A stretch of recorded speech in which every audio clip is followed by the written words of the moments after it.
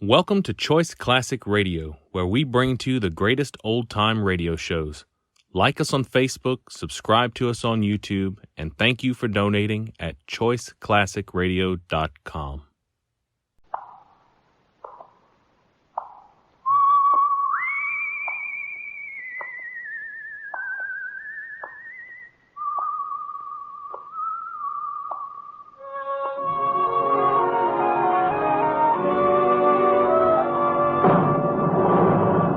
The Adventures of the Saint, starring Vincent Price.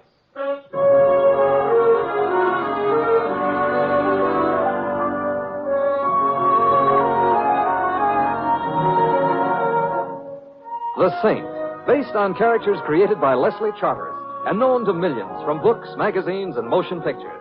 The Robin Hood of modern crime now comes transcribed to radio, starring Hollywood's brilliant and talented actor Vincent Price as The Saint. If a body meets a body coming through the old-fashioned, need a body... It should be coming through the rye. I prefer old-fashioned. That's my doorstep you're on. I know. You like my doorstep? Oh, I think it's a very nice doorstep. Well, thanks. Are you collecting doorsteps or merely homesteading them? Well, my idea was to wait until you got here and then go in with you. That's a very nice idea. To match my doorstep, I suppose. Will you come in? Uh-huh.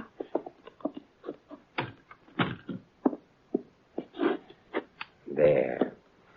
You have a couple of nice ideas. Would you like a drink? We haven't been introduced yet.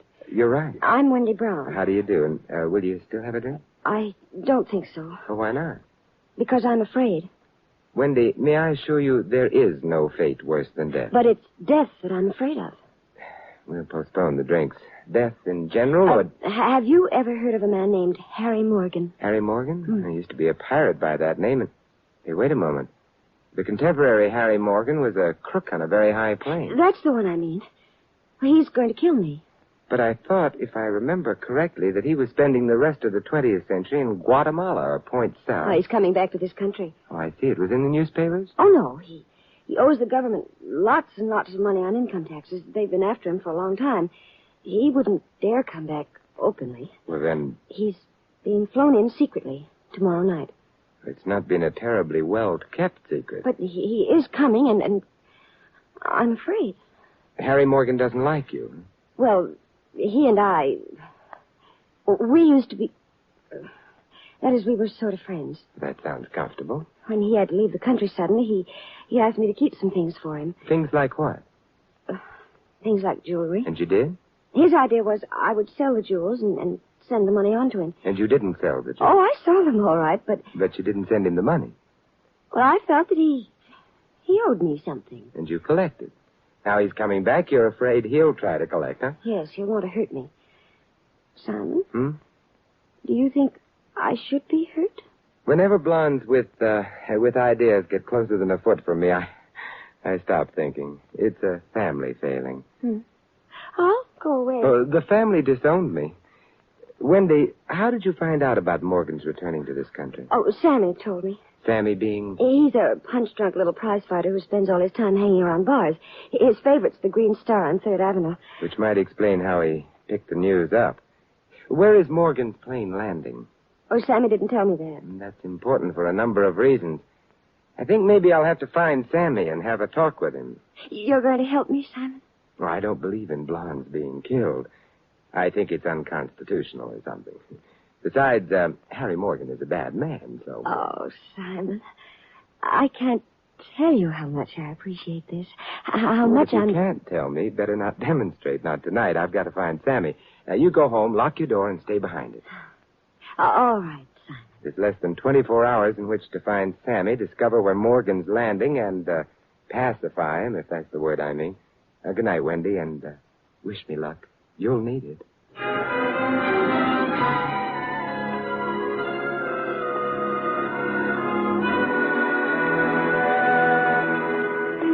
Taxi! Taxi!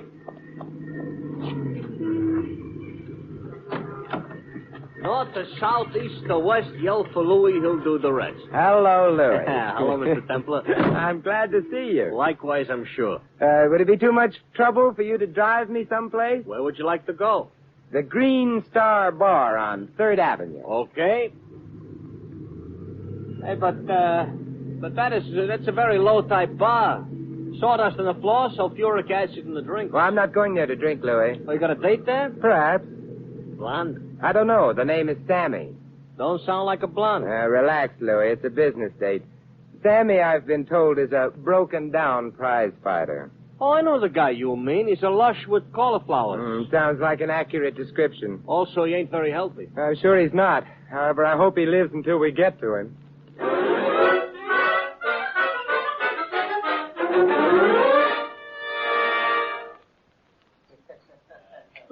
Hey, Joe. Yes, Sammy. Another shot, huh? Okay. And leave the bottle sitting there, huh? Take it easy, Sammy. What's the matter? You afraid I ain't got the dough? Yeah. Get a load of this. Okay. You got the dough. So leave the bottle. Where'd you get all the folding stuff, Sammy? I bet you'd like to know. Suit yourself. Clam up. I got it 'cause I'm smart, see? Yeah. I know things. Things a few certain parties was very much interested in. Fix on a race? Nah. About another certain party who's arriving in these here United States tomorrow night. Anybody I know? Hey, what's the matter? You think you can make me blabber all over the joint? Okay. Only I wouldn't go around shooting my mouth off if... Now, forget it. The phone keeps yapping all the time. Green Star Bar. Yeah, Sammy's here. Who wants him? Who? Hey. Hung up. Who was it? I don't know. Kind of a whispering voice. Yeah? I better get out of here. I better get out of here fast. But, Sammy... Save the rest of the bottle for me.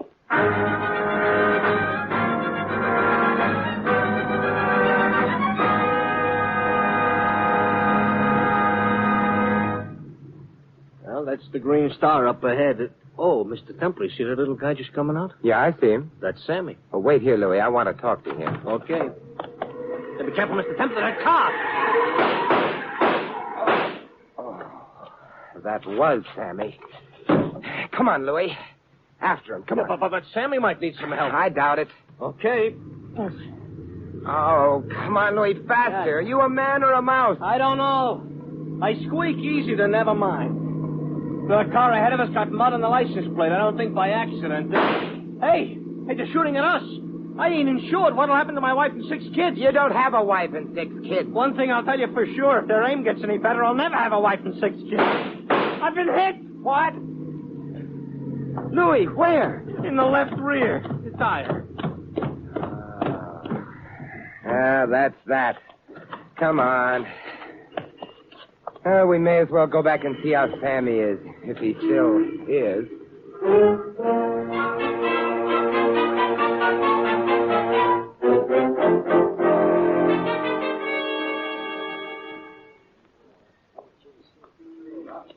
Ambulance ought to be here pretty soon, Mr. Templar.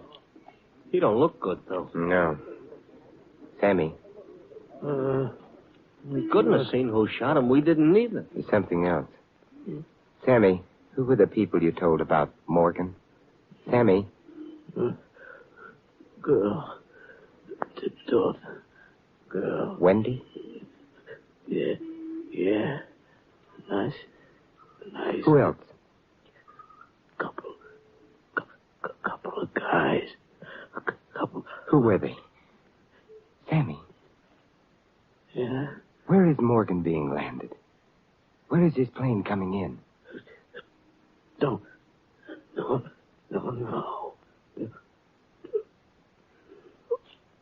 Sammy? Goodbye, Sammy.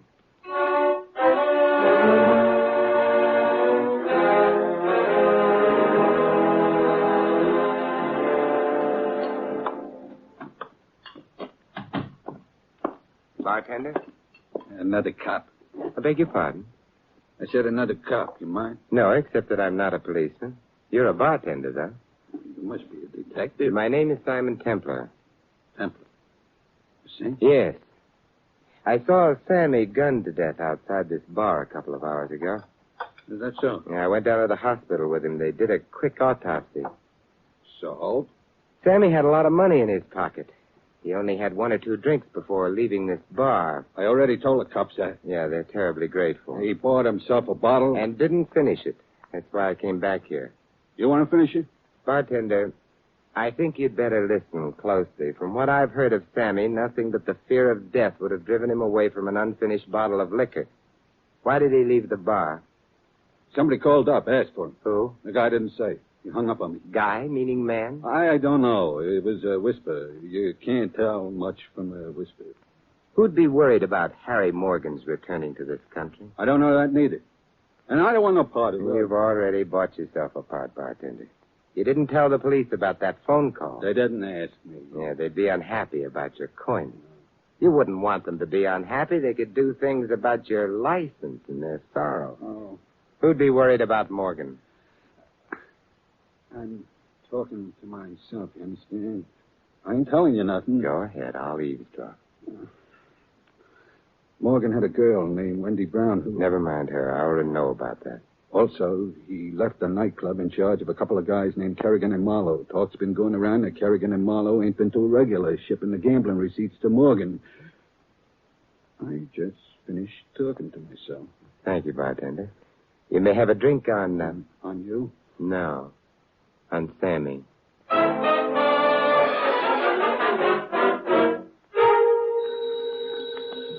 Oh, go away. I'm in Alaska.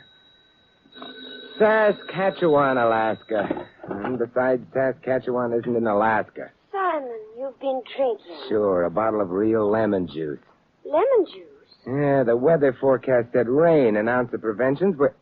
Hey, it is raining out.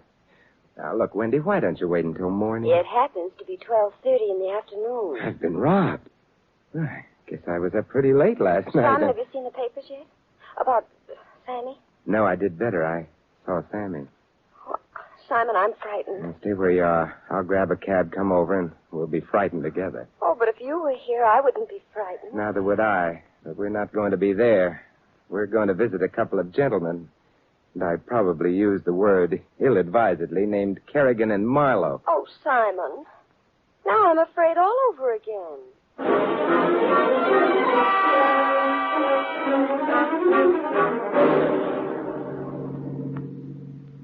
Yeah, it's still raining, Wendy. Simon, do we have to? We have to. I don't get it. Louis, has anybody passed a law recently that you should? I still don't get it. Fella takes a girl to a nightclub. Fine. This I understand. Hooray! But not in the middle of the day. A nightclub is called a nightclub on account of... Louis! Yeah. We've arrived. Oh. I didn't recognize the joint in the daytime on account of... I know. It's a nightclub. Wendy? All right. I wait. You wait. You've been here before, Wendy? Yes, with Harry. He owns it. Tell me, is there any other entrance than this one? Yes, through the alley. Let's go that way, then. I like alleys. You meet interesting cats in them.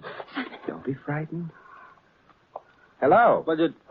Oh, why, Wendy. Hello, Kerrigan. And I'm Simon. And where are you going with that nice suitcase? Ain't none of your business. Perhaps not. It could be Morgan's business, though, or the police department. Come on, let's go back in. Look, I got some dough in here. You can have... No, it might have blood on it. I told you... Don't reach into your pocket to tell me. Go, little pistol. I think I'll keep it to remember you by. Come on, you're going back in. All right.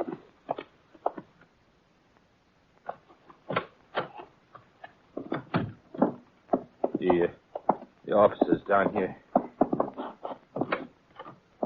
I'll put the suitcase away. It's tidy of you. Where's your partner? Marlowe? Well, he's around someplace. Uh-huh. Where's Morgan landing, Kerrigan? I don't know. Marlowe got the dough from Sammy. You're sure he didn't... Why not ask me, Simon. friend? You would be Marlowe. All right, I will ask you. Where is Morgan landing? Guess. Sammy told you that? The punk was dead before I got to him. Oh? Then you've been out looking for him last night, huh? Kerrigan, you... No, Kerrigan didn't tell me. Doesn't have to now, does he? I think maybe you ought to take a walk, Flint. Oh, no, my feet hurt, huh? More than that's gonna hurt. Sorry, I have a gun, too. True, it happens to be Kerrigan's, but then I did leave him his suitcase. Suitcase? Don't pay any attention. What's in it, Kerrigan? It's just some clothes. Open her up. Now, as a matter of fact... I said open her up. All right, Marlowe. I'll open it. Stay away from that light. Simon, the lights. Simon? Simon? Oh, Wendy, let go of me. Simon, no, please. Don't leave me, please. Take it easy, Wendy. I think we're alone. Light switch was over this way. Simon, look. Near the door. Yes, correction. We're not alone. Mr. Marlowe is still with us. A very dead Mr. Marlowe. Kerrigan shot him in the dark. Maybe. You said that awfully funny. Did I? Oh, don't forget, Wendy, Kerrigan wasn't the only one here in this room with Marlowe. Simon. Sit down a minute, Wendy. We've got to call the police. And then? Then we'll go back to our cab. Louis must be doing a lot of ticking outside.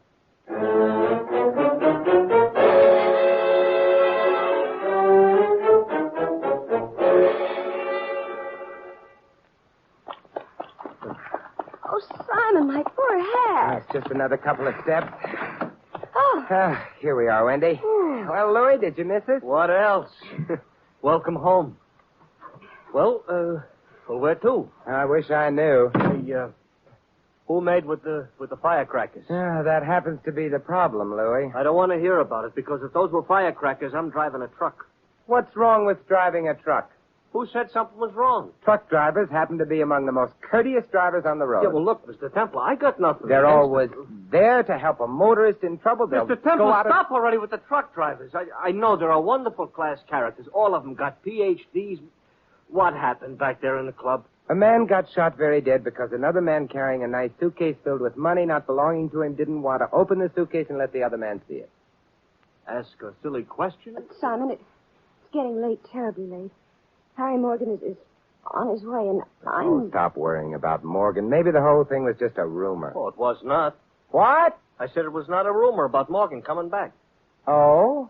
Furthermore, what's been bothering you was where his plane is going to deposit him, no? Yes. So ask me. Louis, I will probably assassinate you. It ain't a joke. Ask me. All right. Where is Morgan's plane landing? A private landing field up at Boonchester. Want to know what time it's landing? Look, I don't believe any of this, but what time is it landing? Midnight tonight. I'll hate myself in the morning, but tonight I've got to know. Louis, how did you find out? I listened to the radio.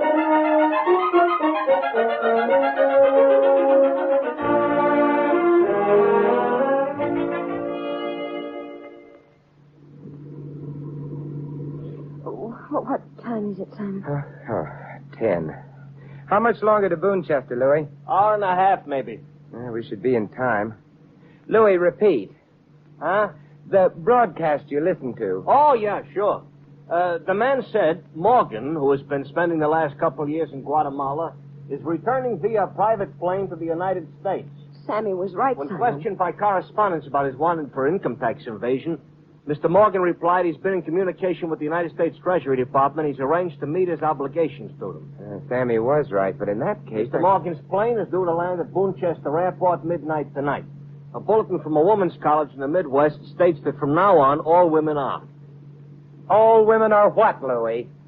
How do I know? It's where I turned off the radio, because people started shooting guns in the nightclub. Simon, I don't understand. If Harry had told reporters he was coming back to this country, if it was even on the radio, why did Sammy make such a big secret of it? Well, he did have the news earlier than anyone else did. But not earlier enough to make any difference to anyone. Except Sammy. To him, it meant the difference between it's corny, but it's true, between life and death.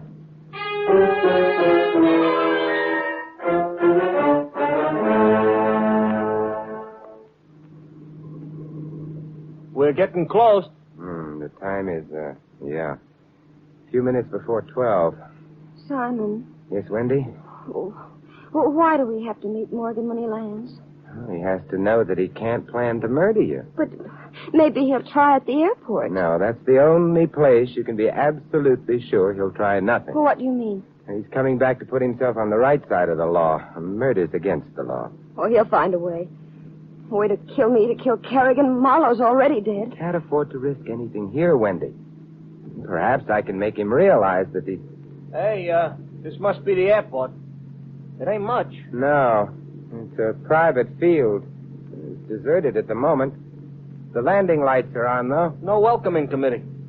Here's the landing strip. I better pull up. Well, at least the rain has stopped. Oh, but it's so cold. Yeah, the ground's wet. Now be careful. Gee, it's like a stage set, Simon. The brilliant lights and then the darkness all around.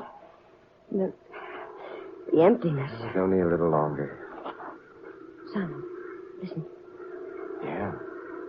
Hey, that's a plane. Huh, it's getting closer. Sky's Wait a overcast, minute. but...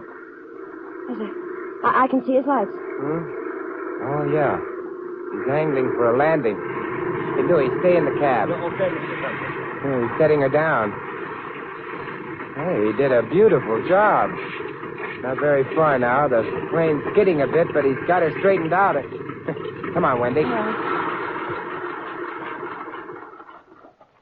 Mr. Morgan, I presume? You presume right. Hello, Wendy. Hello, Harry. You mind if we join you? It's a little damp down here. Come on up. All right. Up you go, Wendy. Now me. Well, Wendy, they put you on the welcome committee, huh? Harry, don't look at me like that, please. My name is Templar. Yeah? What are you doing here? I'm insurance. You're what? Wendy's insurance. Against your losing your temper. I never lose my temper. I never lose anything. How was the weather back in Guatemala? Fine when I took off. Why? Nothing. Anything happen on the flight? No? It's a very nice plane. Happens to be the best twin-motor job built. Yeah, I can believe that. The pilot seat's nice and dry. Floor of the cabin, nice and dry. Hey, what cooks with him, Wendy? Does he want to grow up and be a weatherman? Everything's nice and dry, Morgan. Except your shoes. What was that? Your shoes are wet. Hey. It's company. Let's see who it is. Well, the vanishing Mr. Kerrigan. Come in. My, Kerrigan. Carrying a gun like a real big boy. Never mind the gags, Morgan. Sammy's dead, so's Marlowe. That's very sad news you're telling me. Want me to break down and blubber? I'm on the spot for both killings, Morgan. That's very sad. Why'd you kill him? I didn't... You might as well save your breath on that one, too, Kerrigan. You see, Morgan's shoes are wet. What? It was fine weather in Guatemala when Morgan took off. The plane doesn't leak. He just landed it. Hasn't been off the plane yet. How did he get his shoes wet, huh? Look out! Very nice shooting, Morgan. You got his arm. Very nice shooting indeed. Yeah, even wearing wet shoes. I'll take your gun, Kerrigan. Thank you. You were saying, Templar? There's only one way you could have got your shoes wet, Mr. Morgan. You must have been out in the rain. Yeah? Which means this is your second landing. Yeah, Mr. Morgan was around New York yesterday and today. Then he got back to his plane, flew around a bit, and landed it all over again on the schedule he'd given the press. It would have made a nice alibi. Alibi for... For Sammy's murder and Marlowe's. Too bad he got his shoes wet. Yes. Too bad for you, Templar. Sure, I landed here yesterday, went to town, and took care of a couple of things. In other words, Sammy and Marlowe got killed while I was officially flying in from South America. It's a lovely alibi. One of the loveliest alibis I've ever met. It's a pity it had to be destroyed. It hasn't been. It's going to stand up after the three of you get yourselves mixed up in a gunfight and knock yourselves off. Think you could get away with it? I can try. What have I got to lose? Your pilot's license at least. What? Simon, you knocked him smile. So I did. He must have a very weak jaw. Louis, you angel. Why, No, I seen the other guy, one bleeding from the arm, seen him climb into the plane. I didn't know you was expecting him, so I thought maybe I'd come and keep you company, too. And I'm very glad you did, Louis. But even the best of parties must come to an end, so, Louis, will you phone the police and inform them that Harry Morgan has made his last landing?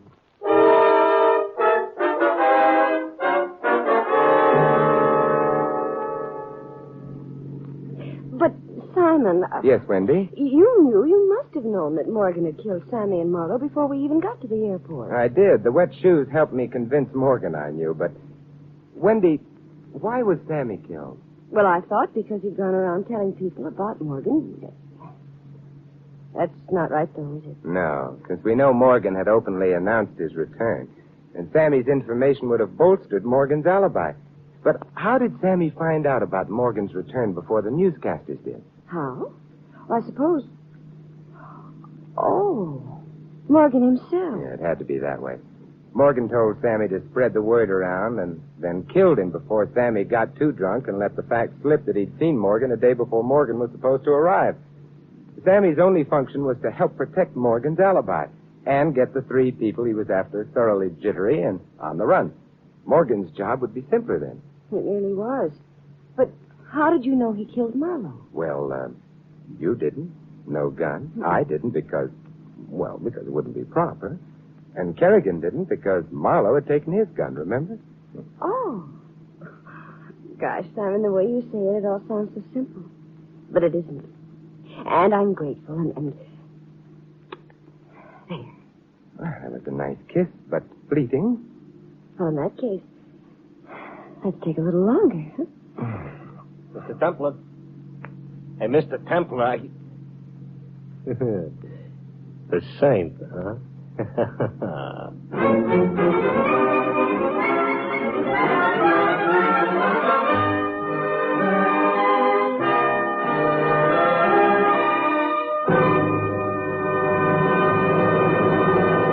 You've been listening to another transcribed adventure of the Saint, the Robin Hood of modern crime. Now here's our star, Vincent Price. Ladies and gentlemen, in tonight's cast, you heard Joan Banks as Wendy and Larry Dobkin as Louis. Paul Frees played Sammy and Ed Max, the bartender.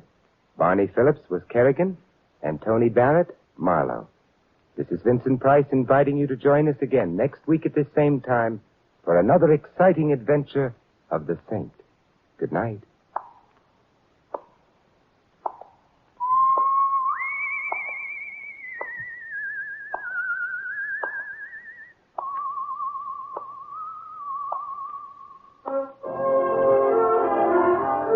Tonight's script of The Saint was written by Louis Vittes. The Saint, based on characters created by Leslie Charteris, is a James L. Safier production and is directed by Helen Mack. Vincent Price is now starring in The Winslow Boy at the Las Palmas Theater here in Hollywood. All you Saint fans will be glad to know that the Saint comic books are on sale at all newsstands. Your announcer is Don Stanley. 3 chimes mean good times on NBC. Theater Guild on the Air tonight stars Douglas Fairbanks Jr., Angela Lansbury, and Cecil Parker in the dramatic triumph, The Voisey Inheritance. And in 1 hour, it's the big show. An hour and a half of the best in comedy, music, and drama with Tallulah as MC. 3 chimes mean good times on NBC.